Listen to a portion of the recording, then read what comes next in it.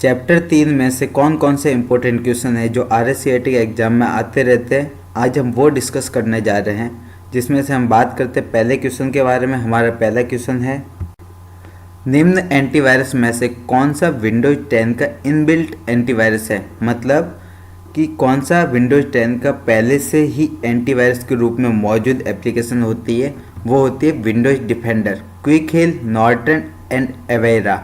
ये हमें अलग से एक्सटर्नली सॉफ्टवेयर को इंस्टॉल करना पड़ता है, जबकि विंडोज 10 का विंडोज डिफेंडर ये एंटीवायरस इनबिल्ट होता है। तो हमारा करेक्ट आंसर है ए। हमारा अगला क्वेश्चन है, निम्न में से कौन सा operating system graphical user interface का एक उदाहरण नहीं है। तो हमारे पास में कौन कौन सा ऑप्शन है, Windows 8.1, Mac OS, Linux and Unix. Window 8.1, Mac OS and Linux, इन तीनों में ग्राफिकल यूजर इंटरफेस प्रोवाइड होता है, जबकि एक यूनिक्स ऑपरेटिंग सिस्टम में ग्राफिकल यूजर इंटरफेस नहीं होता। तो इस क्वेश्चन का करेक्ट आंसर कौन सा है, वो है यूनिक्स, एक ऐसा ऑपरेटिंग सिस्टम जिसमें ग्राफिकल यूजर इंटरफेस नहीं होता। तो हमारा अगला क्वेश्चन है, निम्न में से कौन कौन सी ऑप्शन विंडोज मोबिलिटी सेंटर में मौजूद होती हैं। Brightness, volume and sync center, ये तीनों ही विंडोज मोबिलिटी सेंटर में उपलब्ध होते हैं। तो हमारा करेक्ट आंसर क्या हुआ, हमारा करेक्ट आंसर हुआ ऑल ऑफ द अबोव। तो हमारा अगला क्वेश्चन है, निम्न में से कौन सा एप्लीकेशन सॉफ्टवेयर नहीं है। तो हम ऑप्शंस के बारे में जान लेते हैं, window XP, VLC media player, adobe reader and fourth one Photoshop. VLC, adobe reader and Photoshop ये तीनों एप्लीकेशन सॉफ्टवेयर है, जबकि विंडो XP ये एक सिस्टम सॉफ्टवेयर है, ये एक ऑपरेटिंग सिस्टम है जो एप्लीकेशन सॉफ्टवेयर में नहीं आता। तो हमारा करेक्ट आंसर क्या हुआ क्वेश्चन का, वो हुआ ए, विंडो XP एक एप्लीकेशन सॉफ्टवेयर नहीं है। बढ़ते हैं हमारे अगले क्वेश्चन की ओर। हमारा अगला क्वेश्चन है, निम्न में से कौन सा ऑपरेटिंग सिस्टम में मल्टीटास्किंग को वास्तव में लागू नहीं करता। कि कौन सा ऑपरेटिंग सिस्टम है जिसमें मल्टीटास्किंग नहीं होती, वो है हमारा MS-DOS। MS-DOS एक ऐसा ऑपरेटिंग सिस्टम होता है जिसमें आप मल्टीटास्किंग नहीं कर पाते। तो हमारा करेक्ट आंसर हुआ डी। बढ़ते हैं हमारे अगले क्वेश्चन की ओर। हमारा अगला क्वेश्चन है, निम्न में से कौन सा ऑपरेटिंग सिस्टम नहीं है। तो हमें इस क्वेश्चन में पूछा गया है कि कौन सा ऑप्शन है जो ऑपरेटिंग सिस्टम नहीं है। तो हम इसके ऑप्शंस के बारे में जान लेते हैं। हमारा ऑप्शंस है DOS, Linux, Windows and Oracle. DOS, Linux and Windows ये तीन ऑपरेटिंग सिस्टम है, जबकि एक ओरेकल डेटाबेस के लिए प्रोवाइड होने वाली चीज़ है। तो हमारा करेक्ट आंसर क्या हुआ इस क्वेश्चन का, वो हुआ डी, ओरेकल एक ऑपरेटिंग सिस्टम नहीं है। तो बढ़ते हमारे अगले क्वेश्चन की ओर। हमारा अगला क्वेश्चन है, विंडोज में स्टार्ट बटन का उपयोग निम्न में से किसके लिए किया जा सकता है।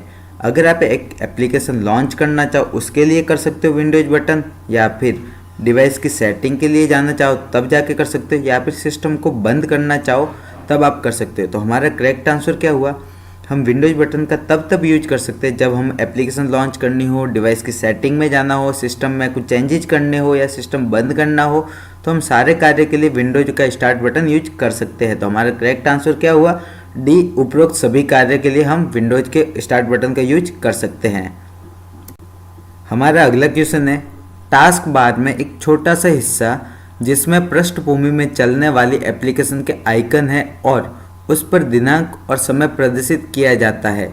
मतलब टास्क बार में जो आपको साइड में दिखते हैं ना, जिसमें दिनांक और समय प्रदर्शित होता है, तो उसे हम क्या बोलते हैं, उसे हम बोल देते हैं सिस्टम ट्रे। तो इसका करेक्ट आंसर क्या हुआ, सिस्टम ट्रे। उसे हम टास्क बार नहीं बोलते, क्विक लॉन्च नहीं बोलते और स्टार्ट बटन ये भी नहीं बोलते, तो हम इसे क्या बोलते हैं, सिस्टम ट्रे। हमारा अगला क्वेश्चन है, निम्न में से कौन सी विंडोज ऑपरेटिंग सिस्टम में स्टार्ट बटन नहीं है। कि ऐसी कौन सी विंडोज की ऑपरेटिंग सिस्टम है जिसमें स्टार्ट बटन नहीं है। तो विंडो 10 एंड विंडो विस्टा में स्टार्ट बटन है, जबकि विंडोज 8 में स्टार्ट बटन नहीं होता। तो हमारा करेक्ट आंसर हुआ विंडोज 8। बढ़ते हैं हमारे अगले क्वेश्चन की ओर। हमारा अगला क्वेश्चन है, जब भी आप एक स्थान से दूसरे स्थान पर एक डायरेक्टरी ले जाते हैं तो क्या क्या चीज़ें होती हैं, हम वन बाय वन पढ़ते हैं। Option A, all the files inside the directory are moved. कि डायरेक्टरी, जैसे डायरेक्टरी मतलब एक लोकेशन हो गई, उस लोकेशन पे जो भी चीज़ें पड़ी होगी वो सारी की सारी मूव हो गई, ये हमारे ऑप्शन 1 का कहना है। ऑप्शन 2 का क्या कहना है, all sub directory inside the directory are gone, कि उसके अंदर के जो भी सब फोल्डर होंगे वो सारे के सारे चले जाएंगे। हमारा तीसरा ऑप्शन है the directory is moved but the files are not, ये हमारा गलत आंसर है कि डायरेक्टरी के साथ में हम फाइलों को भी मूव करेंगे। और हमारा फोर्थ ऑप्शन है A and B both are correct. तो हमारा करेक्ट आंसर हुआ हमारे स्टेटमेंट 1 एंड स्टेटमेंट 2 वो दोनों सही है। तो हमारा करेक्ट आंसर हुआ D, both A and B. बढ़ते हमारे अगले क्वेश्चन की ओर। हमारा अगला क्वेश्चन है, कंप्यूटर में लॉगिन करने के बाद जो एरिया दिखाई देता है उसे क्या कहते हैं। तो हम जैसे कंप्यूटर में लॉगिन हो जाते तब हमें जो दिखती है ना उस चीज़ को हम डेस्कटॉप बोलते थे। स्क्रीन नहीं बोलते, मॉनिटर नहीं बोलते, डिस्प्ले नहीं बोलते, उसे हम डेस्कटॉप बोलते। तो हमारा करेक्ट आंसर हुआ सी। हमारा अगला क्वेश्चन है, एक स्पेस उस डिस्क पर नामित स्थान है जहां फाइलों को संग्रहित किया जाता है। तो फाइलों को रखने के लिए एक ऐसे डिस्क बनाते हैं, उसे हम क्या बोल देते हैं, उसे हम फोल्डर बोल देते हैं, जिसके अंदर हम फाइलों को संग्रहित करते हैं, फाइलों को स्टोर करते हैं। तो हमारा करेक्ट आंसर है ए, उसे हम फोल्डर बोलते हैं।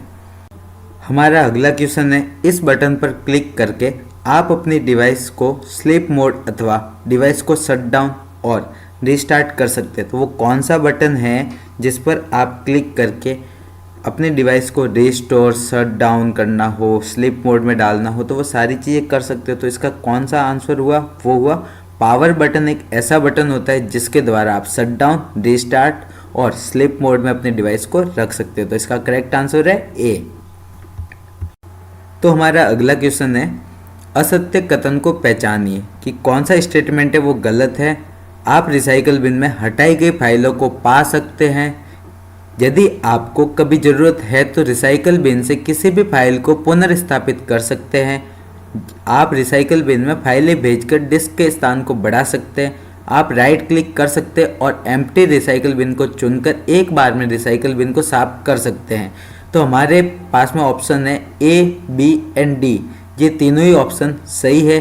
तो जबकि ऑप्शन सी में हमें क्या बताया गया है कि आप अपने रिसाइकल बिन में फाइलें भेजकर डिस्क का स्थान बढ़ा सकते हैं, ये काम हम नहीं कर सकते, क्योंकि रिसाइकल बिन में अगर आप फाइलें ट्रांसफ़र करोगे तो वो आप गलती से आपने डिलीट की है तो उनको रिस्टोर कर सकते हो, पर वो आपका स्पेस नहीं बढ़ेगा उससे। तो हमारा आखिरी क्वेश्चन है, निम्नलिखित में से कौन सा कार्य हम स्निपिंग टूल से नहीं कर सकते। ऑप्शन के बारे में जान लेते हैं, free from snip, window snip, windows tool and full screen snip. तो option A, B and D ये तीनों ही कार्य है जो हम स्निपिंग टूल से कर सकते हैं, जबकि विंडोज टूल में जाने के लिए हम स्निपिंग टूल का उपयोग नहीं करते। तो हमारा करेक्ट आंसर क्या हुआ इस क्वेश्चन का, वो हुआ सी। तो अगर आपको हमारा वीडियो पसंद आया हो तो आप एक लाइक कीजिए और लोगों के साथ में शेयर कीजिए जो भी RSCET का एग्ज़ाम देने वाले हैं। अगर आप